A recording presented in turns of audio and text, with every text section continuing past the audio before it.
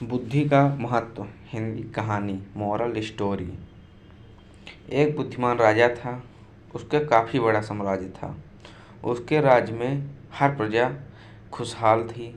राजा को अपने उत्तराधिकारी की तलाश थी। उनके पास 3 बेटे थे। राजा इस पुरानी परंपरा को नहीं निभाना चाहते थे कि सबसे बड़े बेटे को ही गद्दी पर बिठाया जाए। वह सबसे बुद्धिमान और काबिल पुत्रों को सत्यनारायण की परीक्षा लेना चाहते थे। इसलिए राजा ने उत्तराधिकारी के लिए त्रिवेणी परीक्षा का निर्णय लिया। राजा ने 3 बेटे को अलग अलग दिशाओं में भेजा। उन्होंने हर बेटे को सोने का एक एक सिक्का देते हुए कहा कि वे ऐसी चीज़ लाते हैं जो कि पूरे महल को भर दे। पहले बेटे ने तो सोचा कि पिता तो सठिया गए हैं।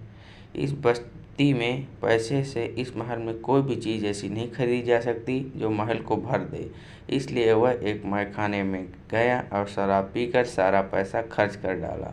राजा के दूसरे पुत्र ने इससे आगे सोचा। उन्होंने निष्कर्ष निकाला कि शहर में सबसे सस्ता तो भंडारण का कचरा है, इसलिए उसने महल को मूर्ति से भर दिया।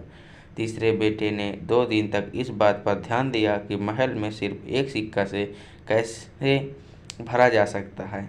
वह कुछ ऐसा बनाना चाहता था जिससे पिता को पूरी उम्मीद थी उस बच्चे से।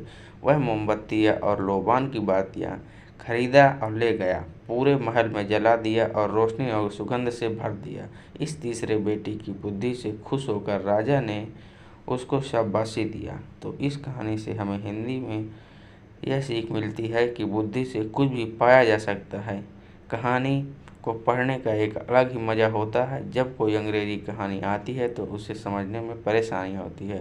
तो दोस्तों, कहानी अगर अच्छी लगी हो तो लाइक और सब्सक्राइब चैनल कर देना। धन्यवाद।